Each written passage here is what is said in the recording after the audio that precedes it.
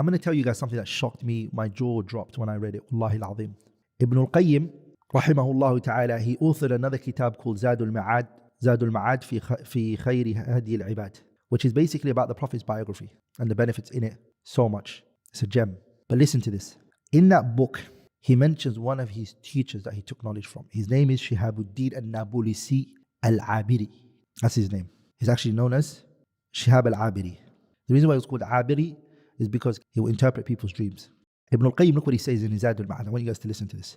This was the situation of our Shaykh. My teacher was grounded in interpreting dreams. And I've heard from him a few volumes of books from him. But when it came to the interpretation of dreams, I didn't get the chance to read that stuff on him because I was very young in age. And death came to my teacher very early in my life. Rahimahullah ta'ala. What did he say? He heard from him a number of books from him. Ajza, Kutub al-Hadithiyah, volumes. Do you know when Shamsuddin an-Nabulsi al-Abiri passed away? He died the year 697. How old was he? He was 6 years of age.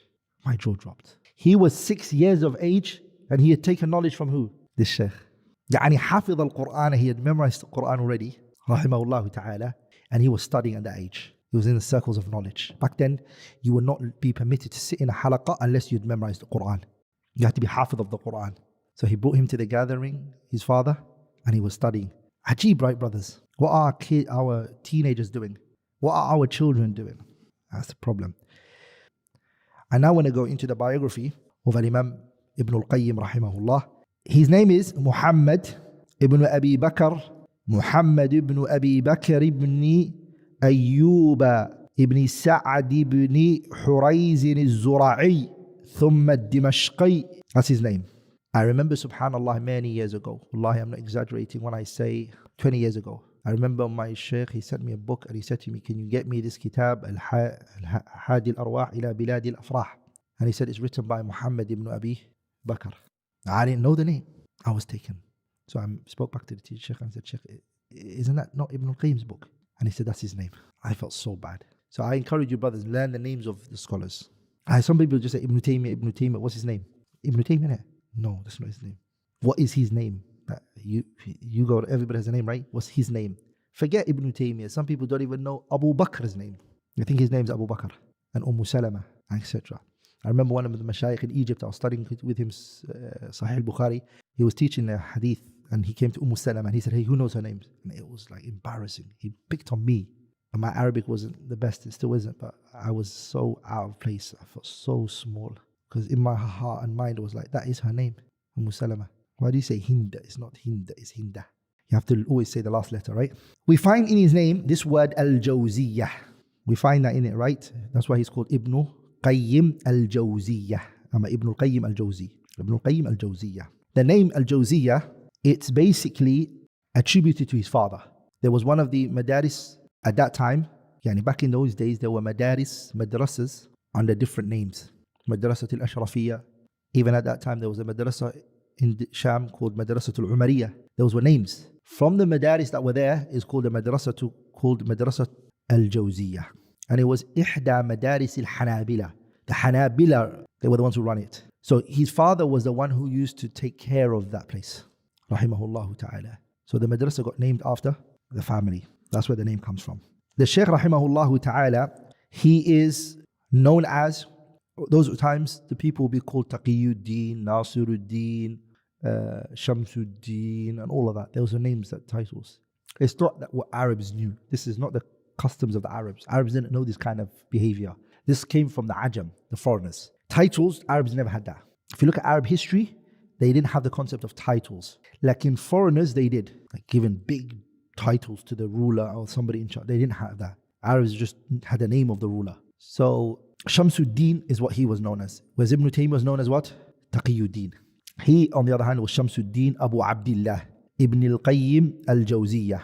Ibn al-Qayyim, do you know when he was born? When the year was 691 Hijriya. That's when he was born.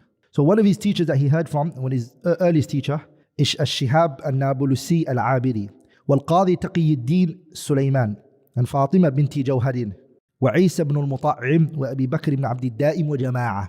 These are the people he heard from. Look what he said about him, Al-Imam Ibn Rajab al-Hanbali. Look what he said about him. He said, وَتَفَقَّهَ فِي الْمَذْهَبِ. He became a faqih in the madhab. يعني madhab al-Hanbali. وَبَرَعَ وَأَفْتَى. وَبَرَعَ means he became elite in this. He became distinguished. وَأَفْتَى, and he gave fatwa. يعني mufti, he was a mufti. And he stuck to Ibn Taymiyyah. وَأَخَذَ عَنْهُ, and he took from him a lot. But that's not the only thing. When it came to the Islamic sciences, he had his hand in so many different sciences. He was a alim when it came to tafsir. You couldn't mess with him. You couldn't even try to, that was his field. وَبِأُصُولِ الدِّينِ عَقِيدَةً. Of course, that's his teacher, Shaykh al-Islam, Ibn Taymiyyah. وَإِلَيْهِ فِيهِمَا الْمُنْتَهَى. Those two, he was the one you would go to. He was the ending point of all of that, he said. Ibn Rajab saying this. As for hadith, and the meaning of a hadith, and the fiqh in that hadith, it was him. Look what he then said about him. وَدَقَائِقِ الْإِسْتِنْبَاطِ مِنْهُ. Deep, يعني not tafsir, istinbat, detailed. What is behind the meaning? Ibn al-Qayyim. He knew fiqh and usul al-fiqh. The Arabic language, Allahu Akbar. He was like that. And you know, As-Safadi mentioned how he learned the Arabic language, Ibn al-Qayyim. Look what he said about him. He read the Arabic language on this sheikh. He read the kitab al-Mulakhas. The kitab al-Mulakhas is written by Abil Baqa. He also read the kitab al-Jurjaniyah. And then he read after that Alfiyat ibn Malik. Alfiyat ibn Malik. He finished Alfiyat ibn Malik. يعني استوعبها وحفظها. He memorized it and he understood it. Then he went towards the kitab al-Kafiyat al-Shafiyah. And then after that he went and he studied deeply the kitab al-Tasheel by Ibn Malik rahimahullah. Ibn Malik and Ibn al-Qayyim, do you all know the proximity between them was very close. Ibn Taymiyyah, who's his teacher, had just about met an-Nawawi. Some say that he even did as a kid. Ibn Taymiyyah saw Nawawi in the masjid as a kid, it's said. And who was the teacher of Nawawi? Ibn Malik. Nawawi, his teacher was who? Ibn Malik. What is the Alfiyah? What does he say, Ibn Malik? وَجَوَّزُوا التَّقْدِيمَ إِذْ لَا ضَرَرَ. He says, وَهَلْفَةً فِيكُمْ فَمَا خِلٌّ لَنَا وَرَجُلٌ مِّنَ الْكِرَامِ عِنْدَنَا.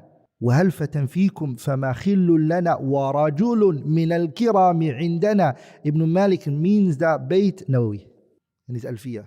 Ibn Aqil and the other Shurrah mentioned that. وَرَجُلٌ مِّنَ الْكِرَامِ Nawawi عِنْدَنَا. يعني he was writing Alfiyah and Nawawi just walked by. And they said he finished the Bayt with it. And he finished the line with it. He also had a long understanding of Arabic and all of that. Philosophy and all of that. He studied it to refute its people. When it came to mannerism and the way to carry yourself, they used to, it's called ilm suluk, adab and akhlaq and heart softening and all of that. He knew it. He knew the statements of the people of Sufiyah. Because he explained some of their works, right? Like, for example, one of the heads of the Sufiyas was Abu Ismail al-Harawi. Madarij as-Salikin is an explanation of a kitab written by a Sufi, right? He explained it. Ibn al-Qayyim Rahimahullah ta'ala. And whenever he agrees, he takes it. Whenever he disagrees, he dismisses it. Look at Imam al-Dhahabi said about him. He said about him, when it came to hadith and its sciences, that's him. When it comes to the hadith and the Prophet's wording, he knew it very well, top of his head. He would quote it. Even the chains, he quotes it. The Senate, the Rijal in the Senate, from memory, everything. Rahimahullah. And not only just that, he would busy himself with understanding what he is memorizing. It's not enough just to memorize. And not only that, this is another skill Allah gives it to some people. His intake was not higher than his output. He also had a big level of ability. He had a great level of being able to explain that to the people. That's another skill Allah gives it to. Some people have a high intake, but when they give it, they're very low in giving it. They can't explain what they've just taken in. They understand it, but they can't give it to you. He wasn't like that. He could explain things to people. He was a good teacher. Actually, he taught in the madrasa too that his father gave to him. And he said he was in prison for a bit, Ibn al-Qayyim, because he prohibited to travel from one place to another place to the grave of Al-Khalil. وَتَصَدَّرَ لِلْإِشْتِغَالِ. He became busy and preoccupied with what? Yani teaching and benefiting the people, and also teaching knowledge and spreading it. There is a point I need to mention, and it's a side benefit. Dhahabi did criticize Ibn al-Qayyim. Well, they're brothers, they both were, by the way, students of Ibn Taymiyyah.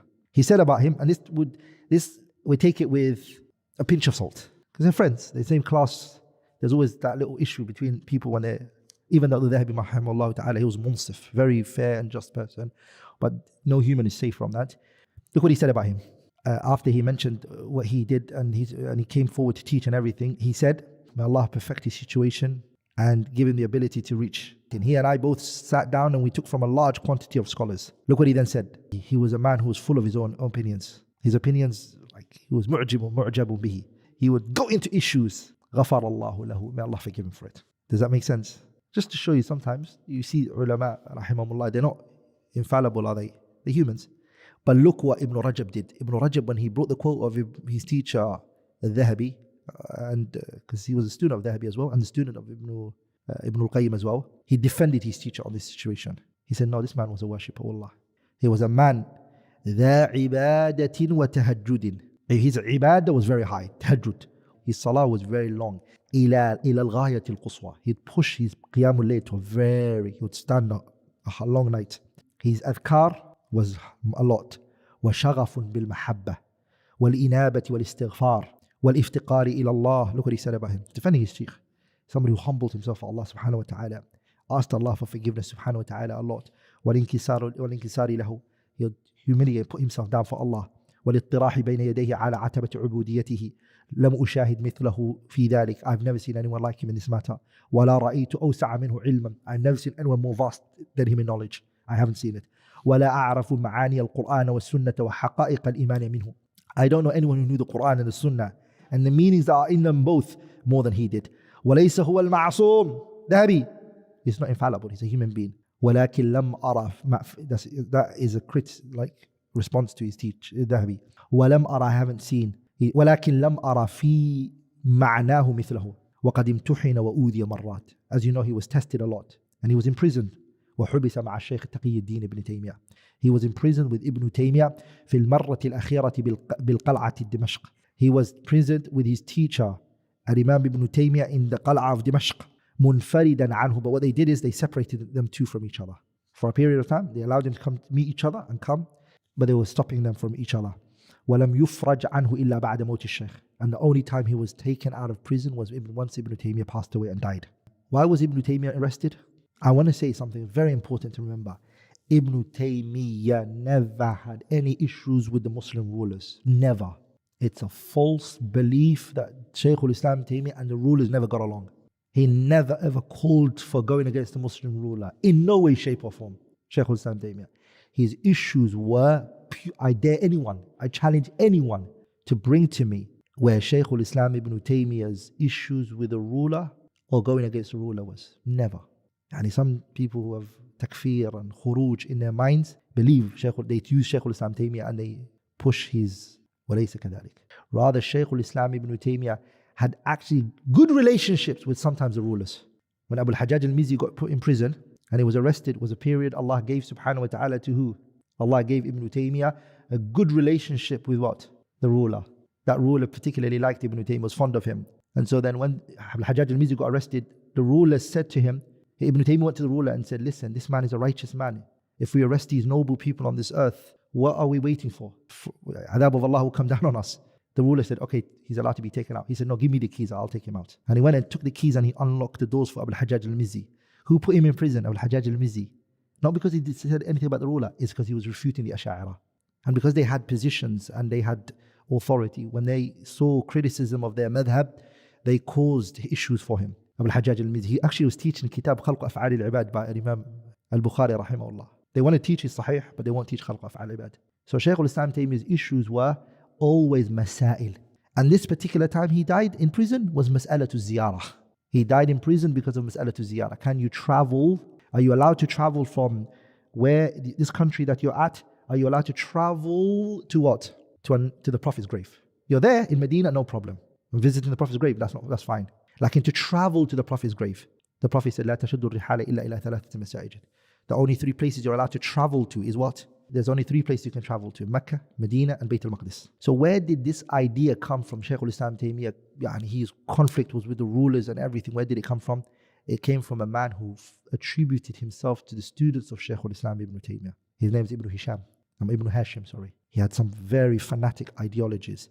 And it can scar a person's madhab. Like in Sirah to Shaykh al-Islam Ibn Taymiyyah and his fatwa and the verdicts that he's given, we all know what he said, Rahimahullah ta'ala. But he never held back from saying his view on issues. Masail ilmiyyah, that was his niqash. And you know what's amazing, brothers, and very profound, is that these people that attributed themselves to Shaykh al-Islam Taymiyyah were of different madhabs. His students were not Hanabila only. Shafi'i, Hanabila. Ibn Kathir, what's his madhab? Shafi'i. Dhahabi, Shafi'i. Whose students are they? Ibn Taymiyyah. Do you think Ibn Taymiyyah is only Hanbali? It's not. He had all sorts of madhabs studying under him, rahimahullah.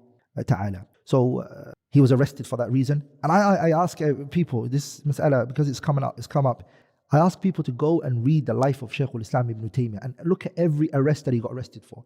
You know who's similar to him in our era, that same things happened to him? Actually, he was arrested in the same qal'a of Ibn Taymiyyah. He actually went to the same prison of Ibn Taymiyyah. Was Shaykh Muhammad Nasiruddin al-Albani Rahimahullah. The same issue he had. Albani Rahimahullah got arrested and deported from many different countries in the world. Saudi Arabia, UAE, many countries he was taken out, the Shaykh Rahimahullah ta'ala. One-way ticket, he was told to leave. Was it from his madhab to go against the Muslim rulers? No. It was masail ilmiyah. It was a mas'ala ilmiyah he would fatwa on, and people wouldn't feel happy about it, and it would cause a stress and a headache to the people. Does that make sense? Separate one from the other. Al-Qadi Burhanuddin al-Zur'i, he said, "Ma tahta adim as-sama'i awsa' ilman minhu." There was no one at his time under the sky more knowledgeable than Imam Ibn al-Qayyim rahimahullah ta'ala.